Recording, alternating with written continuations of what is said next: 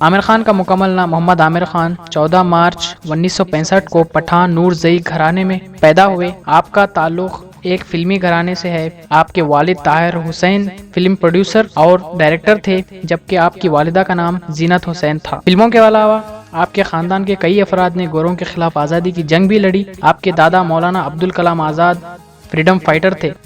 आमिर खान की इब्तदाई ज़िंदगी का दौर ज़रा गरीबी में गुजरा है, क्योंकि आपके वालिद जो भी फिल्म प्रोड्यूस करते थे बॉक्स ऑफिस पर नाकाम हो जाती थी, और आमिर खान के वालिद की माली हालत इस कदर कमज़ोर थी कि उन्हें 3 स्कूल बदलने पड़े। आपने कॉलेज की पढ़ाई के साथ अपने चचा हुसैन को बतौर असिस्टेंट डायरेक्टर फिल्म मंजिल मंजिल और ज़बरदस्त में असिस्ट किया था। नाजरीन, जैसा कि मैं आपको बता चुका हूँ, आपका ताल्लुक़ फिल्मी घराने से है, इसलिए आपने बड़ी छोटी उम्र में माजी के मशहूर फिल्म यादों की बारात में छोटा सा रोल हासिल कर लिया था, मगर आपने जवानी में कदम रखते ही बॉलीवुड की फिल्म होली में अदाकारी करके बॉलीवुड में अपने फिल्मी करियर का आगाज़ किया।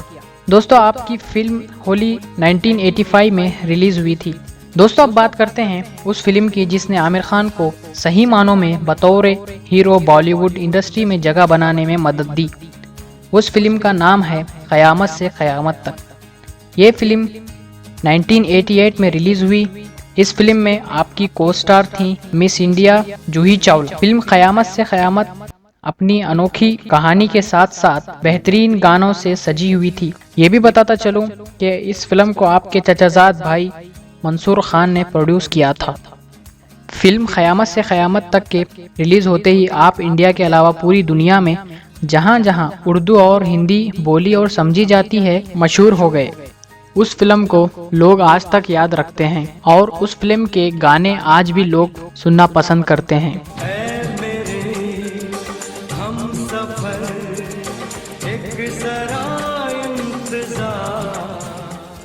उस फिल्म से पहले आपने 1988 में एक फिल्म में बतौर हीरो काम किया था जिसका नाम राख था, मगर फिल्म राख किसी वजूहात पर रिलीज़ ना हो सकी और फिर उस फिल्म को 1989 में रिलीज़ किया गया।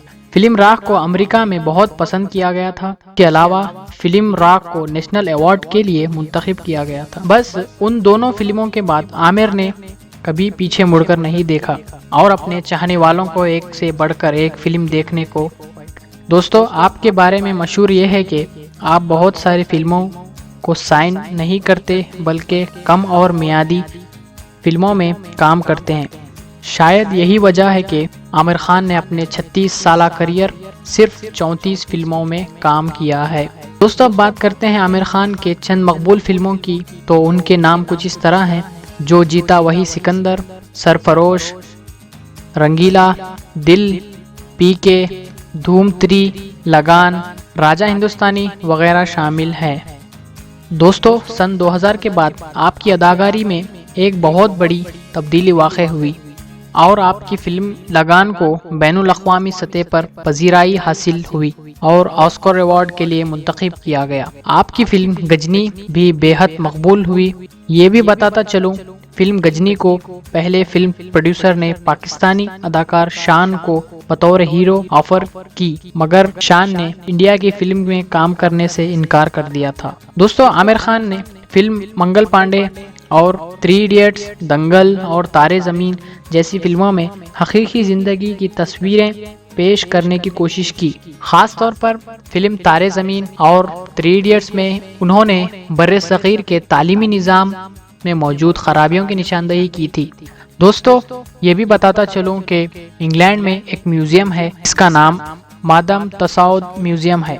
उस म्यूज़ियम में दुनिया के कई मशहूर शख्सियात के मोम के मुजस्समे बना कर रखे जाते हैं। आपकी शोहरत को देखते हुए जब उन्होंने आपसे राब्ता किया कि हम आपका मुजस्समा बनाना चाहते हैं, तो आपने ये कहकर मना कर दिया, मैं काम में ज़्यादा मसरूफ़ हूँ। इसके अलावा आप कभी भी अवार्ड्स प्रोग्राम में नहीं जाते, मगर आपको बेहतरीन कारकर्दगी पर कई अवार्ड से नवाजा जा चुका है, जो कि आपकी फिल्मों के दूसरे को स्टार ने वसूल किए हैं।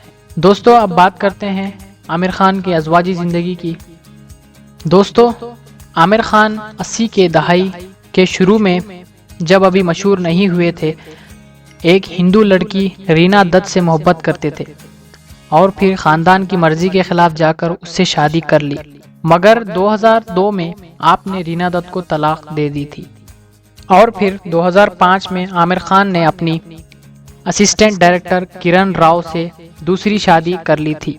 ये थी आमिर खान की कहानी। अगर आपको वीडियो पसंद आई है तो लाइक कीजिए, शेयर कीजिए, सब्सक्राइब कीजिए। अपना बहुत सारा ख्याल रखिए। Thank you so much.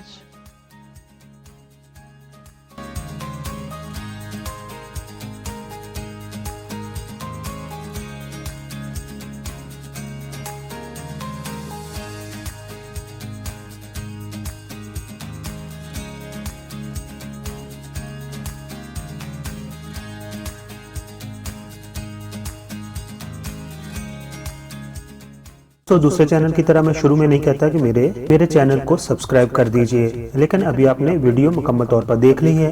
अगर पसंद आई हो तो मेरे चैनल को आप प्लीज़ सब्सक्राइब कर दें। आप तमाम दोस्तों का बहुत बहुत शुक्रिया।